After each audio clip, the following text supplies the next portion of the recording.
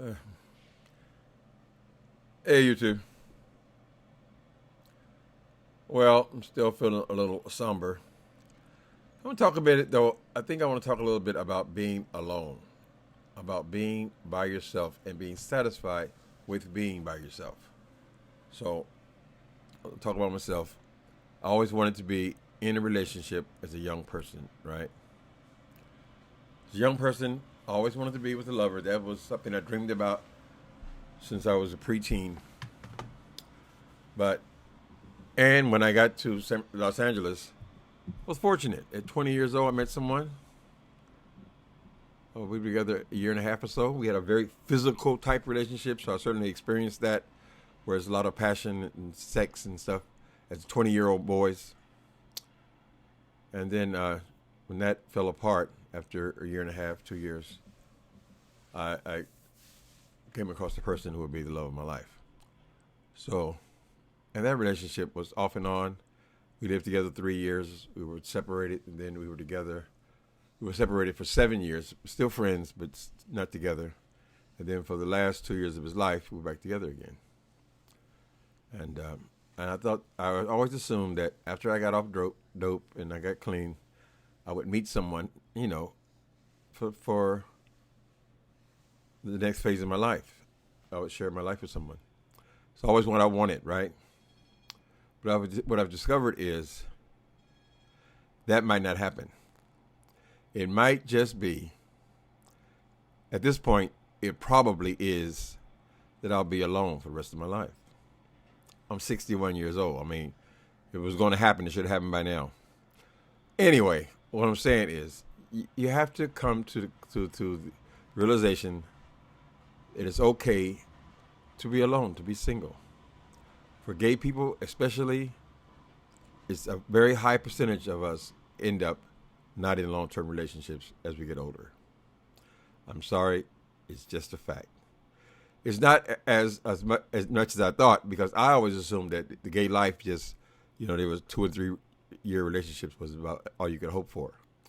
What I discovered when I started going to places like churches and things outside of the bar life, there were lots and lots of people who live in long-term relationships, and this is long before that there was any marriage. We couldn't be married, but people were staying together for 30, 40 years. The lesbians even longer. If you get what I'm saying.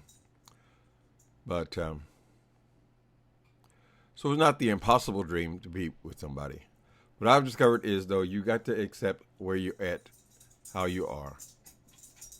One of the things that came up for me when I was mulling over the situation with Ty, his partners Corey, Mike. It seemed like Ty had to be with somebody.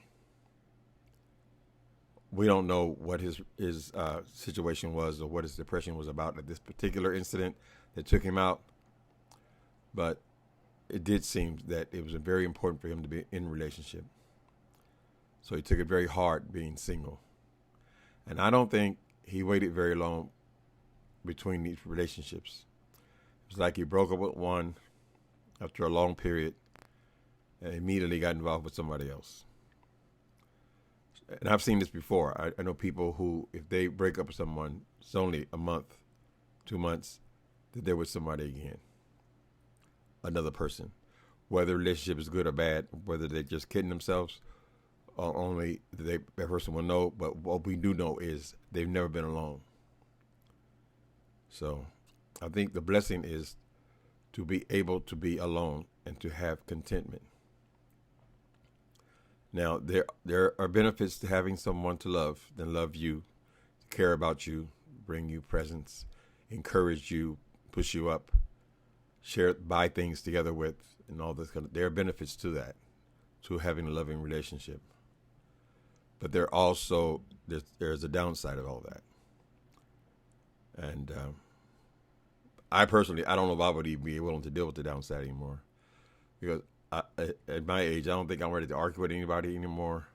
I don't want to be apprehensive about coming home anymore. I don't want to worry about somebody cheating, which is a big thing, of course. not trusting a person. I don't have the arguments left in me. When me and my partners, particularly when they were coming to an end, all that arguing and fighting and so forth, I don't think I had the strength for that anymore. So what I'm realizing now, that it is a blessing that I'm able to be by myself and be okay. Does loneliness happen? Yeah, it comes. Sometimes I try to think of when was the last time I felt lonely. And sometimes I have to think back. Oh, about 5 months ago, I remember I had those couple of days. In 5 months, a couple of days, that ain't bad. You know what I'm saying? The longer you live by yourself, the easier it is to be by yourself. A lot of it is just acceptance. You know,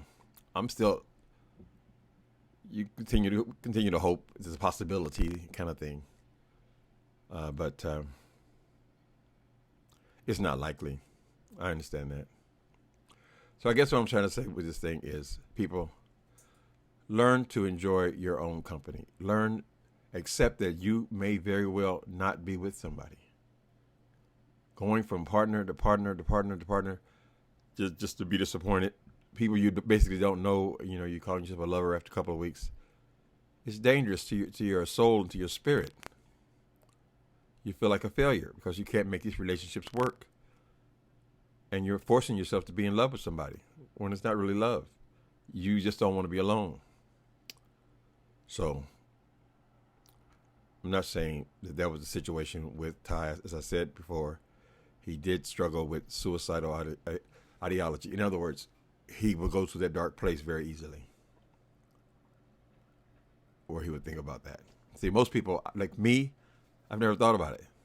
It never occurs to me to end it, kind of thing.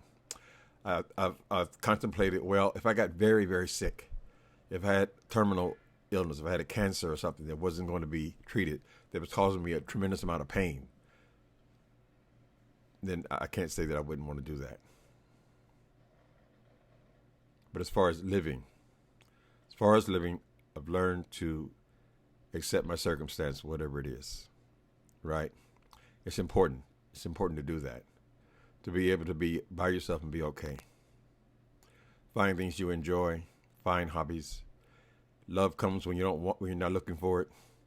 Going out there husband hunting, just hanging a husband suit on somebody, is usually going to end up in heartbreak, and a lot of times it's going to be yours. You don't want somebody who's there for any other reason other than they love you. You don't want nobody there to clout you. And I'm not saying anybody is. I'm just saying you don't want anybody with you who you're never sure of why they're with you. It's just not worth it. It's just not worth it. Good friendships. A dog helps. Believe it or not, a dog does help. Don't it, baby? Something to be responsible for. That helps. That's why single people, they have dogs. They have pets. Something to care for, take care of. Something is dependent on you. You can get a lot of that from an animal. You don't got to take on all the baggage, but you have to buy all the food. Right, baby? I'm rambling, but I did want to speak about that. Loneliness comes and it goes. It's not an ongoing thing.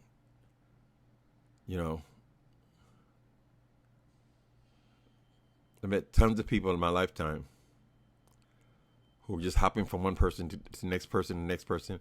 And every time they're saying that this is the person, they really feel like they're in a relationship. Especially with young people. Until 2 months later, they're not in there. Then they want another relationship. And then they feel like they're in a relationship again. And then that fails in 3 or 4 months. Then they want another one. But it's never, you don't have the honesty to say, I like messing around. I like meeting different guys. It's always, this is going to be it. What a horrible way to live. You don't need nobody else to fix you. The unfortunate reality is, and I think, gay people have a hard time with this thing. But I've noticed that a lot of women, and I just speak about women that I know, a lot of black women, kind of face the same thing. Many, many times. Even when you have children and so forth, you set up families and so forth. A lot of times the marriages don't work. They don't work. And you're stuck by yourself. Fortunately for you, you can have children, you can have family without him. But sometimes peace of mind is just as valuable as a relationship. Peace. You come home. It's peaceful. It's nothing to upset you. Nothing for you to worry about another person. Nothing for you to try to make something that it isn't. No trying to fix somebody up and make them right. You know, a good relationship, yes. I think most of us want that. A good relationship. But a bad relationship, which is what a lot of people end up stuck in, or feel that they're stuck in, and are being abused in, it's not worth it. In my opinion, it's just not worth it.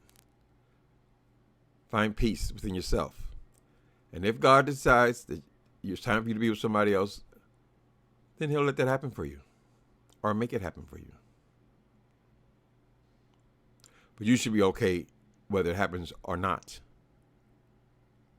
You should find happiness whether you find somebody or not. I've accepted, even though as a young person I always wanted to be in a relationship, like most people. I've accepted. I accepted a long time ago. Now I'm 61, but I accepted this around 40. It wasn't going to happen. There's a good chance that it wasn't going to happen. Well, now it's a probability that it's not going to happen. Right? I'm not going to go into something just to be in a relationship. You understand what I'm saying? I think it's easier for young people because you're able to grow together.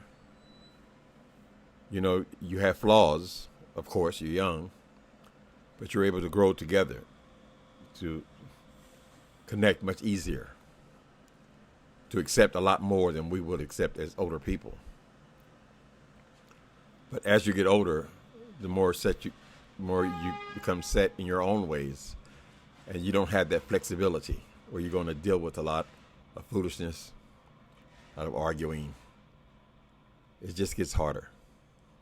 So if you're in a relationship, yeah, give it all you got. Make it work. Make it happen best you can. Tell you one thing, though. I don't know who said this, that love never dies, but really it's the truth. My partner, the person that I loved, called the love of my life, he died when I was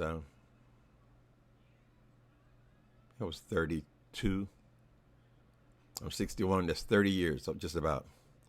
Almost 30 years, he's been gone. I think about him every day. That one person.